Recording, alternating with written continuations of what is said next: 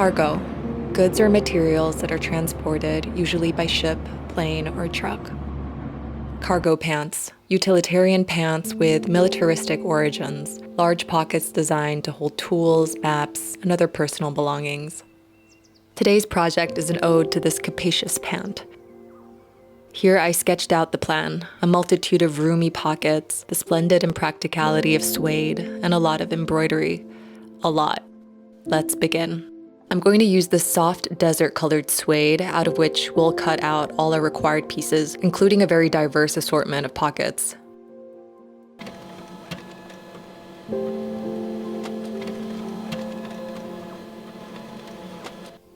For the embroidery, I drew out some flowers on Procreate and printed them out in a 1-to-1 ratio to their intended real life sizes, and cut them out.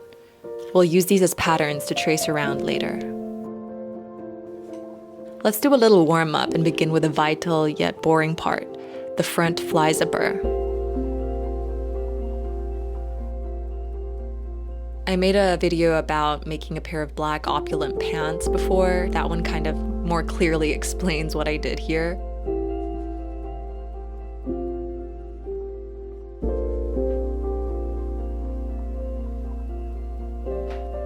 I divided each front leg panel in two just to give it this paneled activewear type of complexity.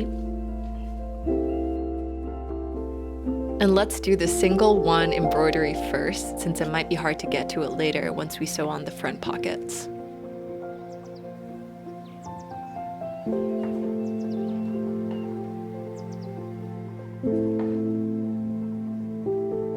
I'm going to start off by just sewing around the outside of the flower so that I can add on some interfacing on the back. And then we'll go back in to make it deeper and darker and thicker and wider. Now that this singular flower is taken care of, we can safely move on to our front pockets. Sew on the lining, then the back piece.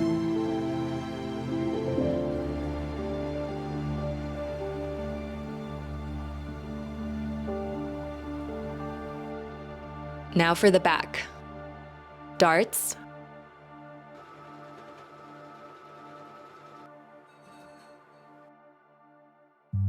Interfacing for welt pockets later, and attach each back piece to either side of the front panels.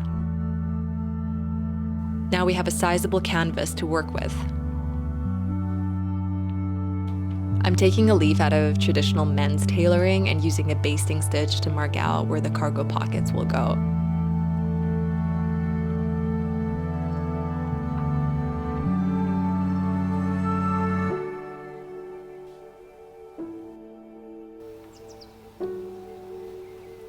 Next, I'm tentatively positioning each flower pattern, and the only thing I'm careful about is to avoid too much embroidery behind the butt and thighs, since those might be a bit prickly if I sit down on them. Otherwise, whatever looks and feels right goes. At last, we have arrived at the embroidery stage. I got this new embroidery contraption, and it's just this bizarre and incredible invention. This basically lets me prop up any of my embroidery frames. Also, I'm using wax to help the thread go through the fabric better. The goal of these spidery black outlines is really to look something akin to charcoal from afar. I don't know how to describe it, but I don't want these to look dainty or too perfect. Like, they should really just look like a real actual human being who makes mistakes and strange life choices sometimes made these. I really want to have like that human touch on them.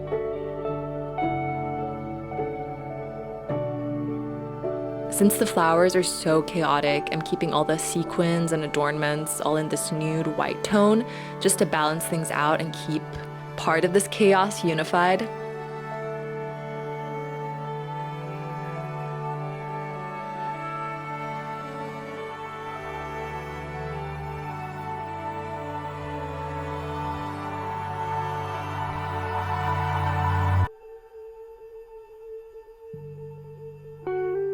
Now for the most exciting part, the cargo pockets. When I was doing research for this project, I watched like 20 YouTube videos on how to sew cargo pockets.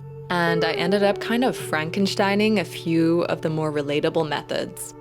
I'm basting the outlines of the pockets and then temporarily pinning them into their final shapes just so that I can kind of get the gist of where I should transfer the flower embroidery. And it's really important that the flower embroidery continues, so it goes from the body of the pant to the pockets really seamlessly.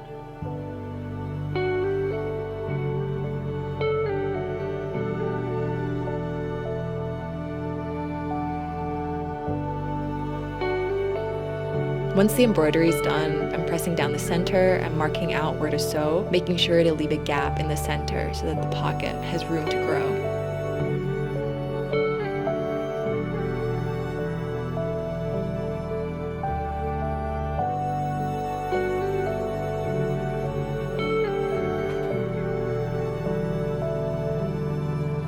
Let's take out the basting thread and prepare the lining for the pockets.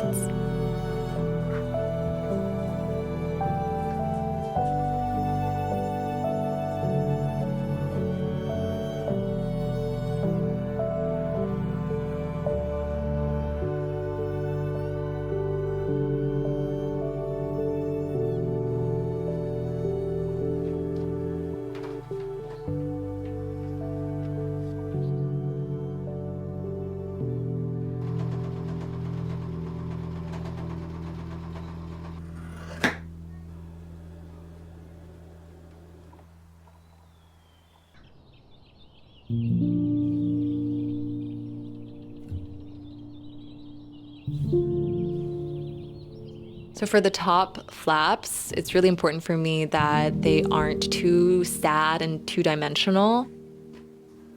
So I'm gonna create a quadruple layered three-dimensional situation, basically sewing in 2 sets of 2 layers, then flipping them around and doing that top dot stitch thing to keep them flat in one place.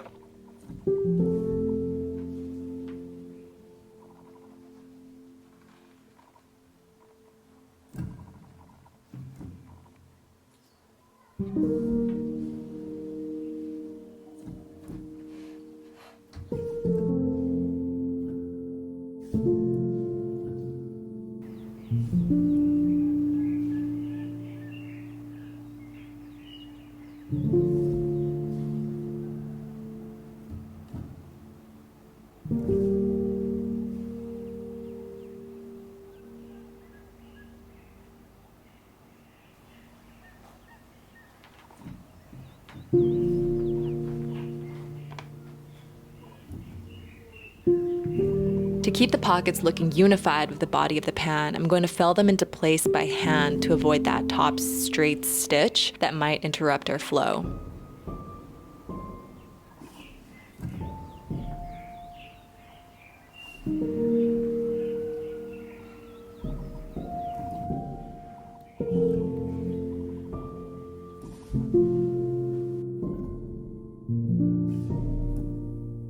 I'm adding on some magnet closures to keep our flaps shut, also by hand because slow creativity is good for my jaded soul.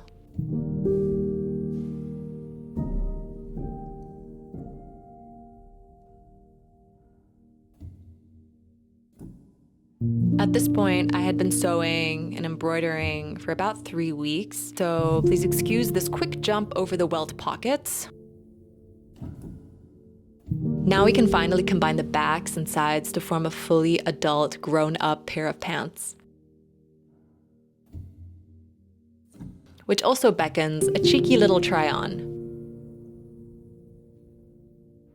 I ended up taking the pants off and embroidering one last flower.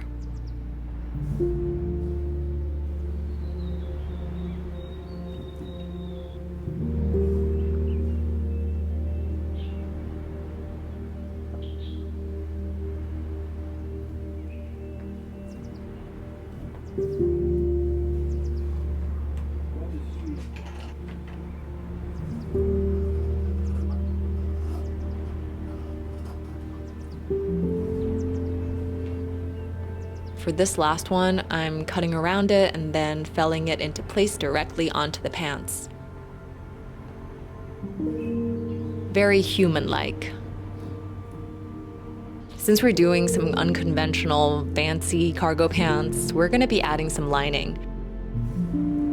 I'm basting the shell and lining together along the top and then filling in the fly opening area by hand.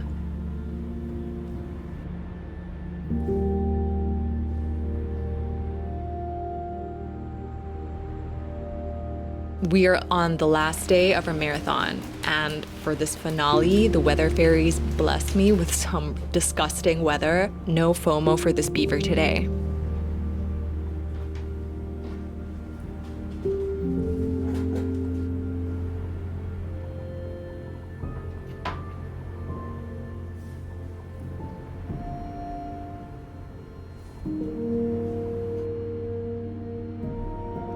The outside is sewed on by a machine, while the inside I'm felling into place by hand all the way to the ends.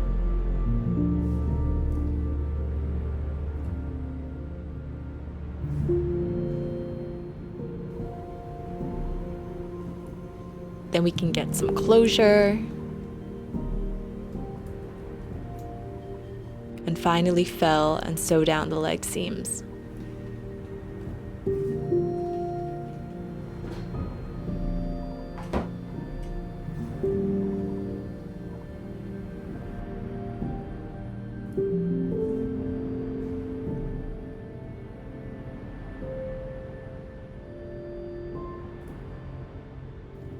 I guess I used the word final quite a lot just now, but I'm adding legs to the snake, and like a 3-year-old child, I labeled the piece with my initials. And now we're actually finally done. Isn't she beautiful?